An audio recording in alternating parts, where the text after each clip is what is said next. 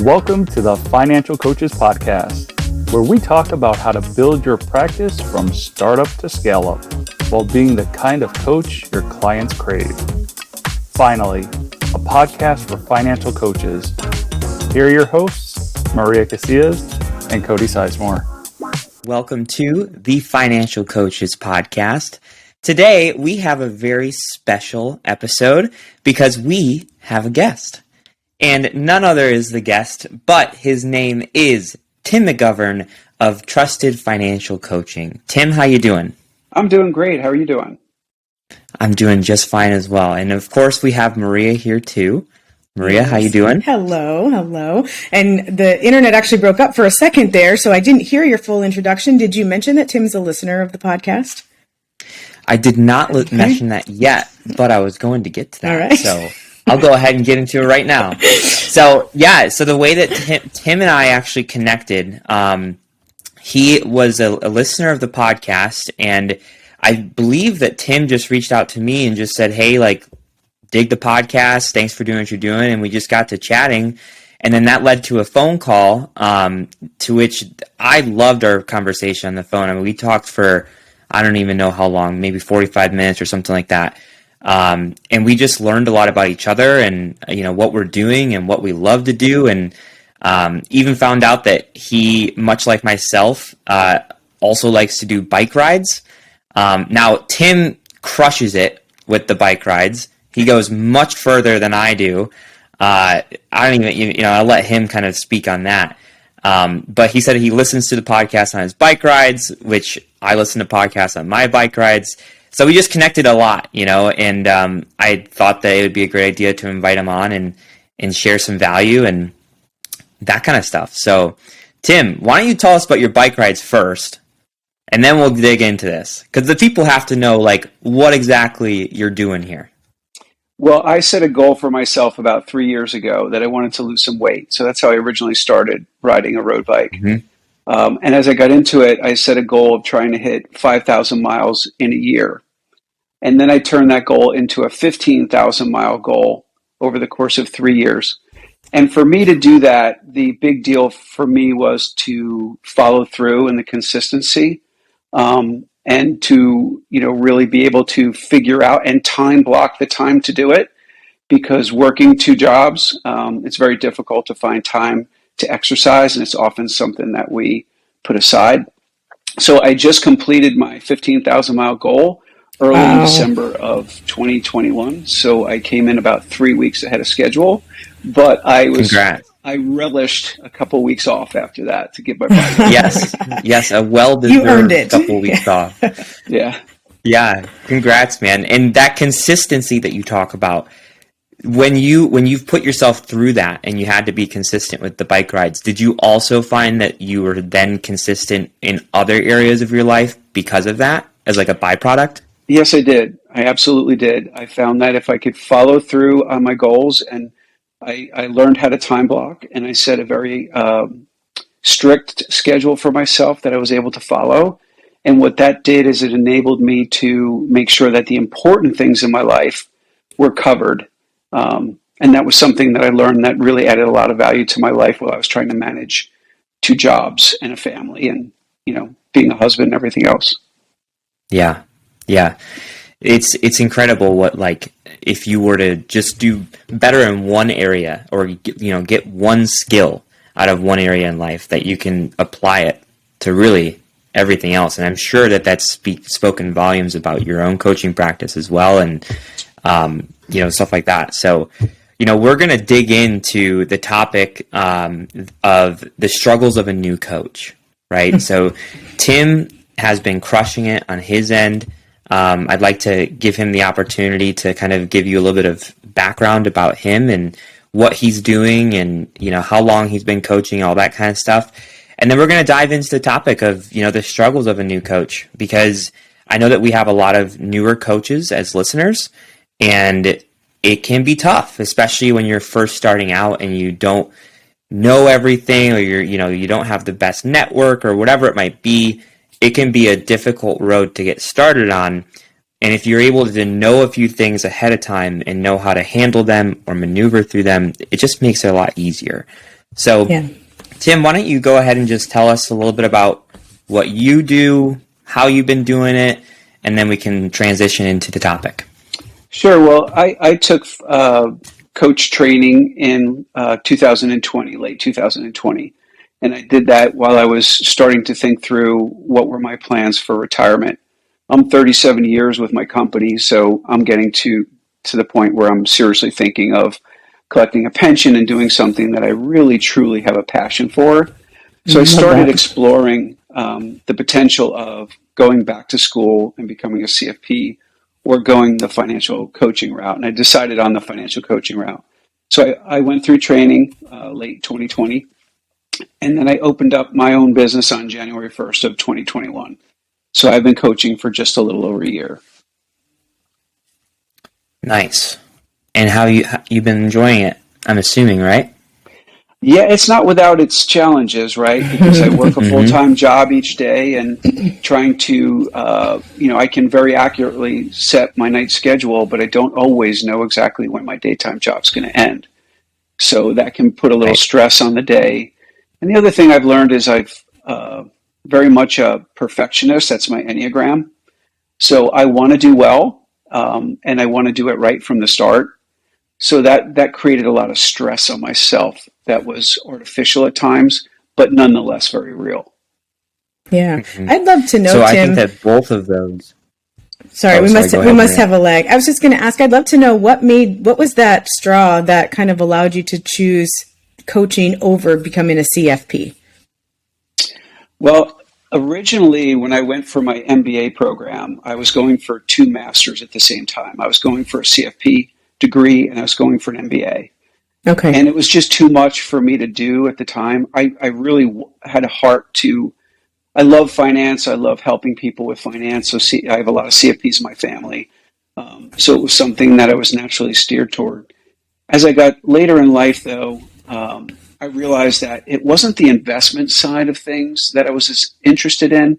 It was really helping people who were struggling, trying to figure out how to put their financial life together, just even from the basics.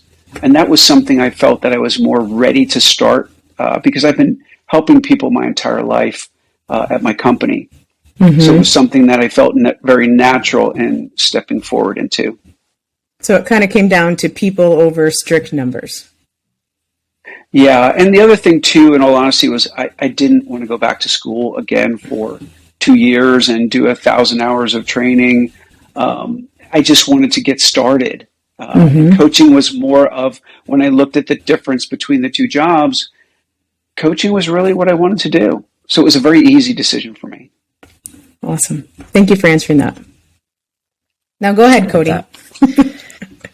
Yeah. So going back, you had said 2 things. One was that, you even to this day, kind of struggle with finding the balance of, working your job and also doing coaching on top of that.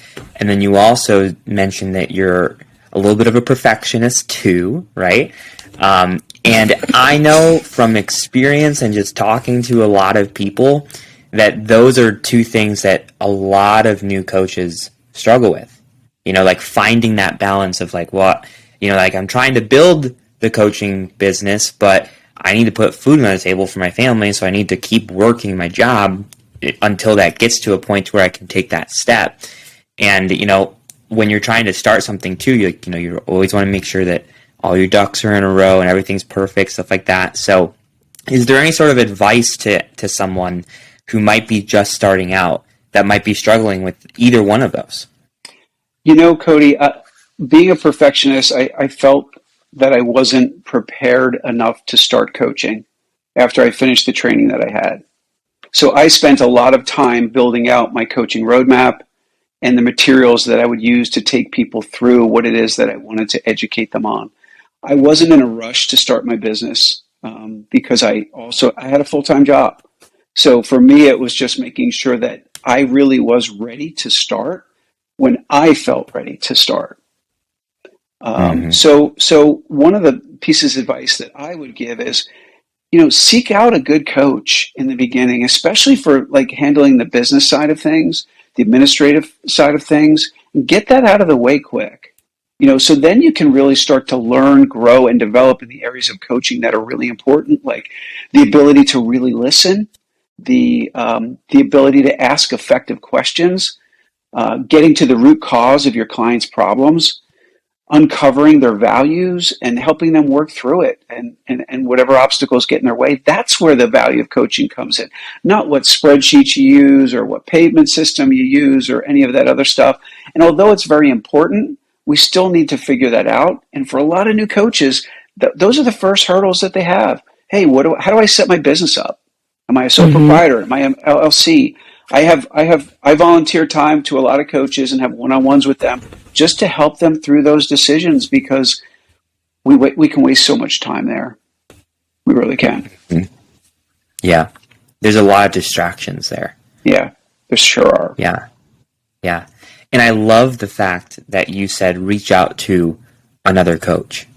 Whether you actually hire another coach for you, or you just like seek mentorship, or you try and network and you learn from other coaches, whatever route you want to take, I totally agree, because that's how I started building my coaching practice. Was, in fact, that's the reason why we're here today, is because like one of the first coaches that I connected with was New Money Habits, and I was a little young buck coach. I had no idea what I was doing. I really didn't even know what financial coaching was when I first connected with Mike, which is one of the New Money Habits coaches. And he just like hopped on the phone with me for an hour and just talked to me. And I was super, super appreciative of that.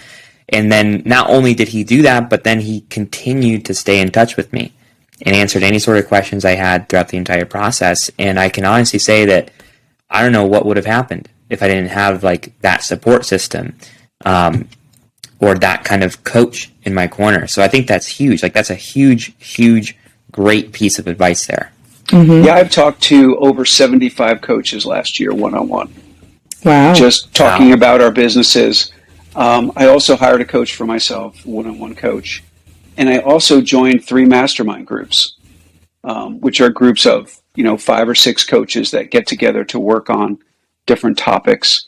As a matter of fact, I'm leading one tonight on building your avatar client, defining your avatar client.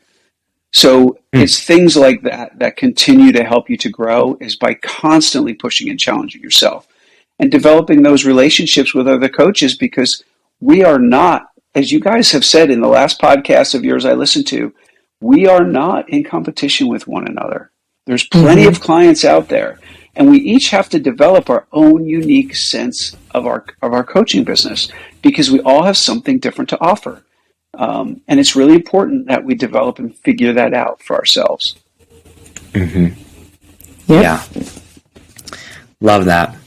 I also love how you mentioned, Tim, that when you're looking for coaching, part of it's to develop how to become a coach, how to ask the right questions, how to peel back some of those onion layers. Can you talk a little bit more about your journey with that piece of it? Because I know you've probably heard Cody and I talk about how so many coaching programs out there teach you what to coach, but some of them just don't really teach you how to coach. They don't give you some of those skills and help walk you through that. What has your experience been with that?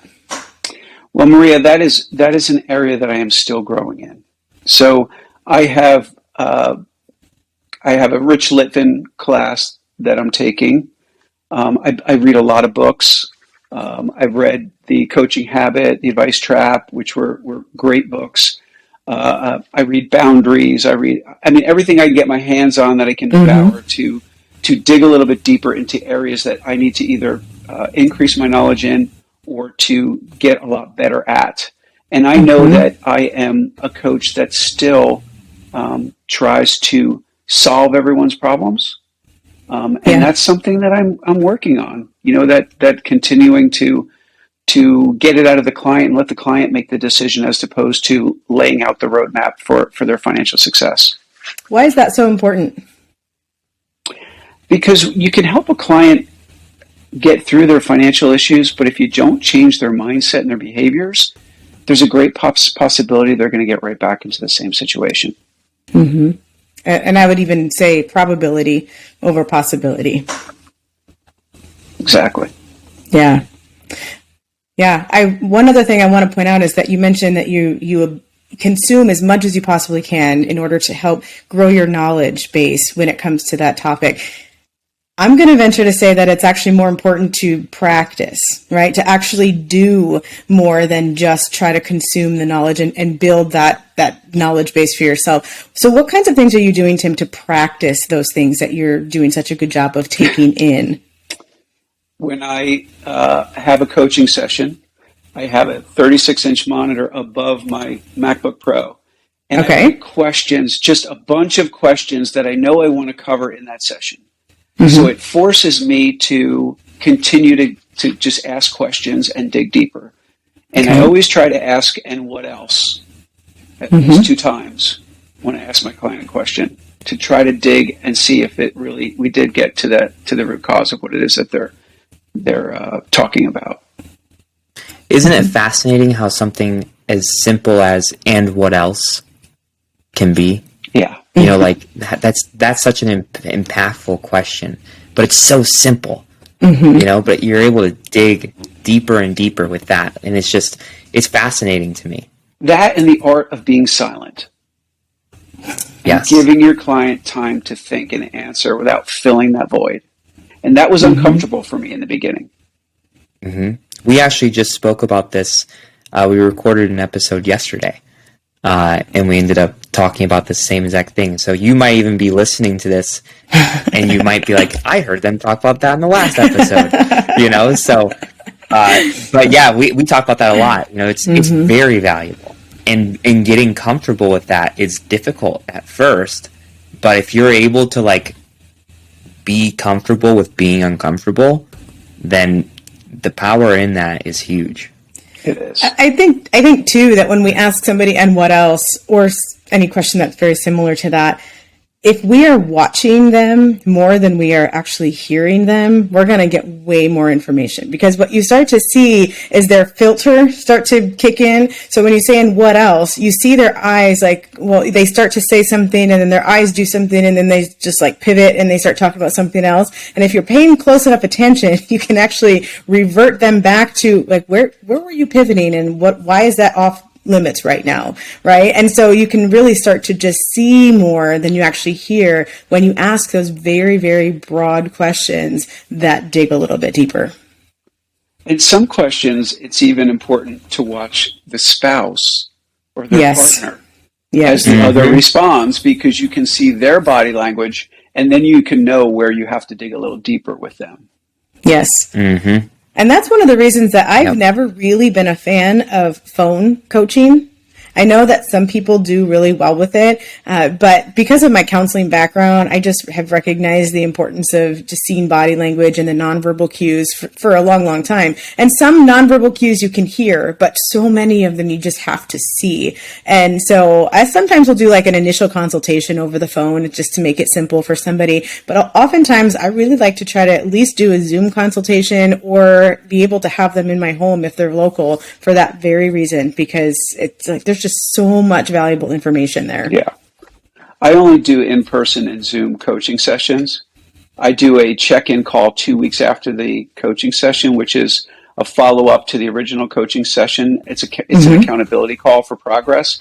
That I will allow them to choose whether they want to do Zoom or a phone call, because it's only about a 15-minute call. But that's the only time that we would do a phone conversation. Fantastic. Yeah, I'm right there with you. There's I really only do the consultation, like the first, I split my consultations up 15 minutes one and then like an hour for another run. The 15-minute one is really the only time I do the phone calls. Now, there is one person that I actually do coach, and she's been a client of mine for over a year now, and she just prefers phone. And, you know, I don't know why, but I don't want to push her, so I'm just like, okay, cool, like no sweat. If that's what you're comfortable with, we'll do that. And it works well, but overall, yeah, Zoom is much better. So I've even since you had brought some that older, up, go ahead, Tim. Go ahead. I even have some older clients that didn't understand how to set up Zoom on an iPad. So I walked them through how to set it up on the phone, and then we jumped on the Zoom call together after that, because it's very, very simple to set up, but they were a little technically challenged. yeah. Yeah. Yeah. I was just going to Were you ask just going to Cody. say? Yeah, I was just going to ask you, since you mentioned that you are successful with this one client. I'm just curious, are there certain tips that you have for like what you can listen for? Are there ways that she, gives you some of those nonverbal cues that you're not able to see, but you can still pick up on? It's the tone of voice, her pauses, and in particular, like, because you don't have the body language, you really, really need to pay attention to her language. Yep. Like that's like really, really important. Even like right down to the words that she's choosing. Yes. Those are really the key components that I found. So if you guys who are listening, if you have to do phone consultations or phone sessions, you want to make sure you're not trying to multitask because you are going to need to pay very close attention to what your client is trying to tell you. Yeah. Yeah. So Tim, what are some struggles that you have noticed that newer coaches have? Well, I think it goes back to what we talked about a little earlier. And one is that, they may feel they have the imposter syndrome, right? Am I really qualified to do this? A lot of things I see are, that when I talk to new coaches are, what do I charge? They're very caught up in the rate structure. And that ties into that imposter syndrome. How do they set their business up? How do they manage their time especially if they're part-time coaches? And I think some of it is they're trying to hit the ground like some of the established coaches are now, and they're well developed, and it's going to take them a while to get there, and they have to go at their own pace. And their success is their success. Your success is your success. So you have to set your own definition of success for yourself and not compare yourself to someone else to define that for you. Some of the other things I've heard were, even simple things like, what spreadsheets do you use for budgets, or what apps do you use for budgets? How often do I connect with my clients? Like, what does that look like for you? Do I charge them on a one-time basis? Or do I have a menu of a program that I offer? And how do I bill them? Do I bill them one month at a time, or do I bill them a program with a discount? There's a lot of business related issues. And that's why before I said, get a business coach, work that stuff through, because you can spend so much time on those items that would really delay you from developing the areas that are important for you to become a more effective coach. Than just a process and administration. Yeah. Sounds like a lot of everything, right? Yeah. And I know how that feels, man. Like it's overwhelming, and sometimes that overwhelm can lead people to just be like, it's not for me. Well, I'll tell you, I'll give you an example for myself. As I told you, I've worked for the same company, large company, for 37 years. So I've never had to make a decision on software, payment systems, technology. I migrated from a Microsoft environment to my coaching business 100% in Apple. And I made that switch over when I started my business. So not only was I trying to learn a new, software and iOS system, but I was trying to build a business that I had never done before either. So it just complicated things for me twofold in trying to handle the technology side of things that was new to me, as well as how do I set up and run a business? I've never done this before. We didn't even use Zoom, and my company doesn't use Zoom. So there's some new tools as well that I had to figure out. Now, it doesn't take long to do that, but there are certain tools that you do need to have to be effective in the beginning. And certainly a video conferencing program, a calendar app, a payment system, things like that are all important to get started. Yeah, and you said twofold, Yeah. and I think sometimes it's threefold even, because not only do you have those two things to learn, but sometimes you have a completely new skill set to learn, like we just discussed a few minutes ago. So there is so much. Sometimes it feels like drinking from a fire hose. There's such a learning curve. Maria, that's a great point, because the things that I struggled with when I first started, and that's where this imposter syndrome comes into play, is, well, what happens if I get a client who's going through bankruptcy, or I have to deal with creditors, or someone's planning on retirement, or they're struggling with communication in their marriage. How do I get through that? As a coach, I've never dealt with that. So that, there's other sides of the business other than just the process and technology and infrastructure as well. So it's a little bit intimidating in the beginning. Yeah, and I think some of those types of questions... It is, but I think it's important. We obviously Sorry, go ahead, Maria. We obviously have a real lag. Yeah, I was just going to say, I think some of those types of questions... Okay, so we'll start over. I think some of those types of questions, Tim, come from the idea that we have to know the answers. And that is because we haven't yet figured out that piece that you mentioned several minutes ago about how if we're really great coaches, we're not providing the answers for them. We're helping them find those answers for themselves. And I think one of the biggest things about that is that it releases all of that pressure from us. Once you realize that being a good coach is asking the right questions and helping them come to their own conclusions, it gives you permission to not feel like you have to know all the answers about every single scenario. And I love that. And that's the big change that I'm going through, because they always came to me as the answer man. I've always been the answer man in every job that I've ever had.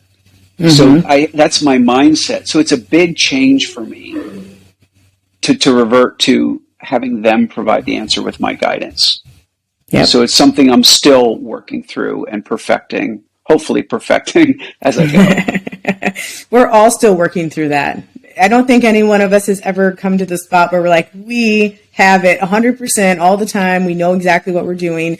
Everything even the things that I know book knowledge wise, again, you have to put it into practice. I mean, when I was getting my master's degree in counseling, it was one thing to read, and it was, we learned a lot, but the rubber hit the road when we were sitting in a room with a two-way mirror, and we were having to put into practice what was happening. And we have all these people who are watching us in the background, and they're picking apart every little thing that we're doing, and they're giving us the feedback, and we have to change that. And it is one of the most uncomfortable things I've ever had to do. And yet probably one of the things that made me grow the most.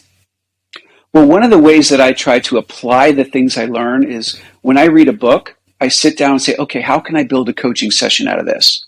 Ooh, love that. So whether it's Atomic Habits or Profit First or Know Yourself, Know Your Money or whatever book it is, it's like, okay, let me build a session out of this. And then I'll take my clients through it.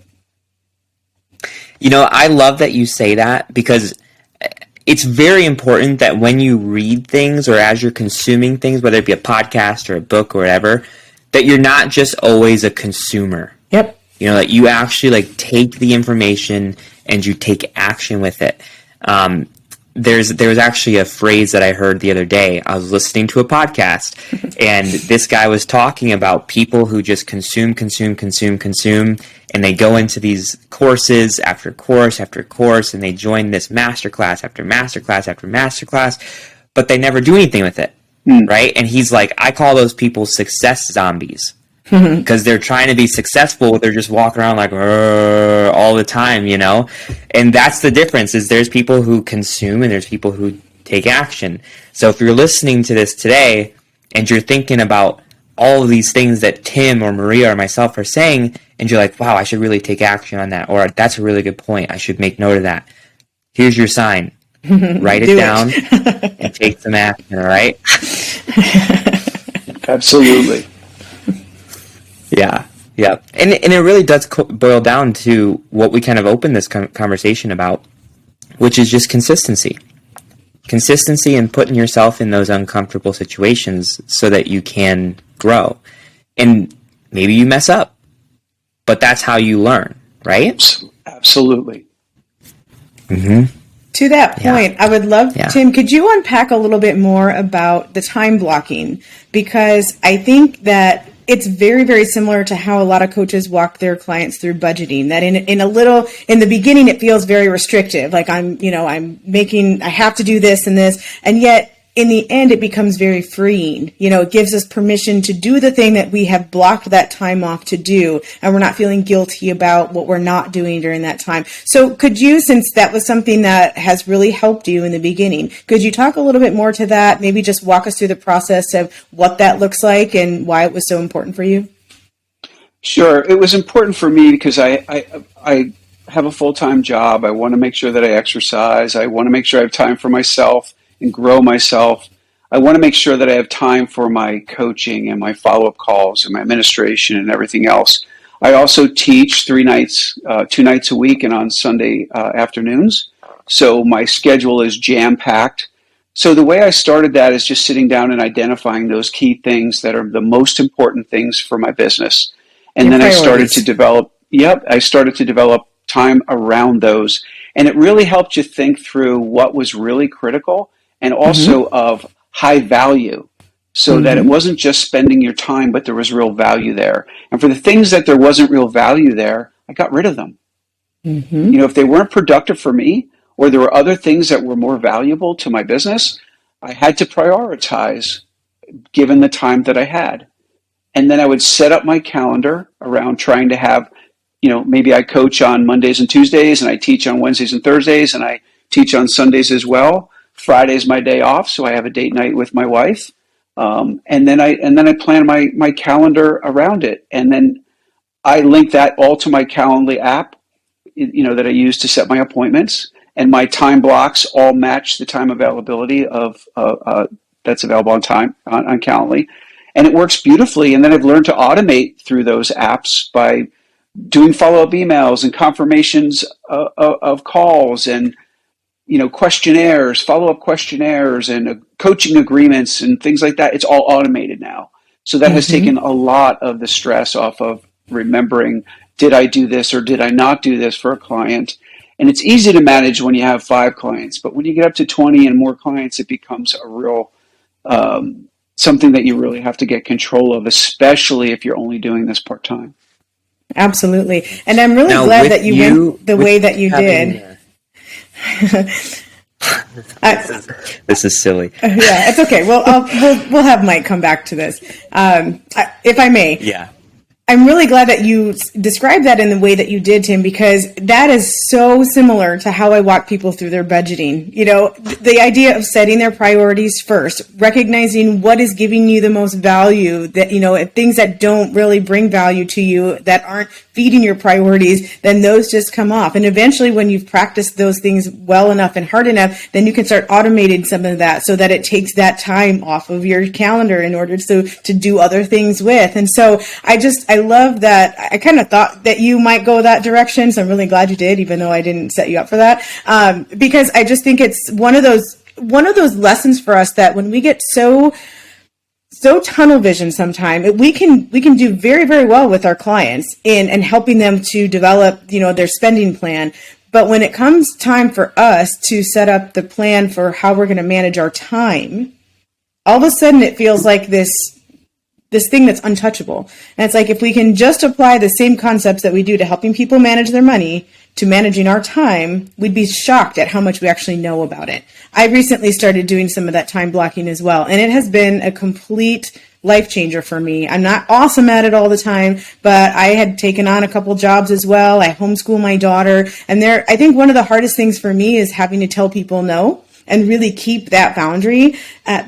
But it's been so freeing because I'm like, I'm telling you no, not because I don't want to do it, but because I've already set this priority ahead of time. And then it just feels really good to say that to them. Well, I believe, Maria, on a previous podcast, you had said something that made a lot of sense. And it was, I say yes, no, but for this particular example, you said, Tim, I'm teasing. I know you are. If I say yes to this, what do I say no to? Yeah. Because when you have very limited time, you have to focus on your priorities or you won't be effective. Yes. Yep. And the same goes with our money. Yeah. Exactly. Yep. And I have found, because I do the time blocking as well, so we're all pretty on the same page here. I found that, if you're able to do it the night before, that's huge as compared to doing it the morning of, because when you're doing that the morning of, then you're already eating up some of your time, right? Mm-hmm. And you're feeling that pressure and like all of these different things. But if you do it the night before, you can kind of wake up knowing that like, hey, I got everything planned out. Everything's going to be just fine. And I don't know how you guys operate either, but like even like if I were to go out for a 45-minute bike ride, let's say, in my calendar, I'll put it down for an hour. I won't put 45 minutes. So I like to give myself like little buffer times, just to ensure that, like, one, I don't double book myself or nothing, falls behind or anything like that. And if it does fall behind, I have room to kind of let it happen. But two, to also just give myself a break every now and then. Yeah. Yeah, it's the 50-mile 3-hour rides on the weekends that you really have to block time for. Yeah. Yeah, I'd love to say I know what you're talking about, but I don't. Right. I can't relate to that yet. I think the longest bike ride I've done was like maybe 10 miles. So the fact that Tim is over here doing 50 is just like mind blowing to me. Yep. But Well, I do about 150 to 175 miles a week. Yeah. See, I'd be lucky if I hit 50 a week. We'll keep at it. You'll get there. We're in the presence of greatness. You've inspired me, Tim. Cody needs to adjust his time blocking. That's all. Stay out that long. That's all it is. Oh, that's fantastic. Oh, man. Another thing that you said, and I know I'm switching topics a little bit, but you did say a while ago that we get oftentimes caught up in that comparison trap. So I've heard it said before that one of our tendencies is to compare our blooper reel to someone else's final cut. And you had said, Tim, that a lot of times the new coaches will compare where they are to somebody who's seasoned. And I think it's very similar to what that phrase means. What is something that we can do as new coaches, as developing coaches, and as seasoned coaches to just kind of keep that in check a little bit and not fall into that trap of comparing our blooper reels to someone else's final cut? It's hard because it's very tempting to compare yourself to others. It really is. And I think it goes back to me. I know that I set my own goals for myself. I built my business plan around my own goals, and I determined my success on whether I was meeting my goals or not. And if I wasn't, then I'd go back to look at the habits that I was doing and the processes that I was using to fine-tune the process, because the goals don't make us a success. It's the processes that we use, right? That's from Clear's book, Atomic Habits. So you always go back and look at how you're doing things and fine-tuning constantly your process. I did that with my consultation process. I was having a horrible job with consultations, and I started interviewing all different coaches. I hired a coach who gave me some structure, and I modified it. And my last 27 consultations, I've got 26 clients out of 27 consultations. So I have a process that's rock solid, that works for me. And I take my time with it. My consultations are very long. They're not a quick 20 minutes, 30 minutes. But it took a while to get there. And that was important for me to figure out. And that was a goal of myself, for myself, was to really iron out that process. And I focused on that one thing until I got it right. Love that. Yeah, you took one piece. You took the words right out of my mouth, Tim. Yeah, one piece of a big puzzle. And you focused on that. So, and that's what I do with everything. I will sit down and focus on one particular piece of my business until I get it right, and then I move on to what's the next thing that I need to focus on, and I work at that. Yeah, you took the words right out of my mouth, Tim. As you were kind of like getting into your response to Maria, that exact quote or thought process of like, it's not about the goals, it's about the process, from James Clear, went straight through my head, and then it like literally like was pouring out of your mouth as I was thinking it, and I was like, yes, that's exactly it. And just to speak on that a little bit, like that really is the golden nugget in there, in my opinion, because he says in the book, and you can go read it, it's Atomic Habits, but he says, like, it's not about the goal, because there's successful people and unsuccessful people who have the same goals. Right. So it's not the goal, it's how you get there, right? And even like further into that, I would say it's not only how you get there, but it's how you react to how you get there, the good and the bad, right? Because like when things don't go your way, it's very easy to like take it personally or really, really get hurt by that and just want to like give up. I've been there myself several times. Even recently, something happened and I was just like really bummed about it. And I'm just like, man, why is this happening? But then I took a second to just pause and breathe and be like, okay, I recognize that this is a part of my journey. And this like setback or whatever you want to call it is what's going to actually like mold me and forge me into the type of person that I ultimately do want to become, which that right there is what is the driving factor to actually get you to that goal. It's not the goal itself. It's the process and how you react to the process. Right. And add in a little resiliency to that too, right? Mm-hmm. Yep. Just a smidge. Yeah, just a smidge. Yep. So Tim, we're going to go ahead and wrap this up here because we've been on here for about 40 minutes now. And we want to be respectful of your time. I know you have another class this evening. So I want to ask one wrap-up question for you. And that question is this. What would be the one message that you would want a new coach to hear? For me, it would be your business is your own. Set your own objectives and plans. Don't compare yourself to other coaches. And strive to learn to be the best you that you can be. And always, always continue to grow and develop. So many good points in there. Yeah. Way to turn one message into 4, Tim. Love it. Yeah. I'm an overachiever. I'm sorry. That's the compound effect. Another great book, by the way, Tim, if you haven't read it yet. That actually helps with that mentality. Have you read it? I'll have to add it. No, I'll have to add it to my morning ride list of audiobooks. Yes, it is. Mm-hmm. And that's another reason, Cody, that's another reason, Cody, that you get to ride longer is when you get a really interesting topic on your headset and you just don't want to stop because you're really ingrained in the message that's coming through. So that's another little tip.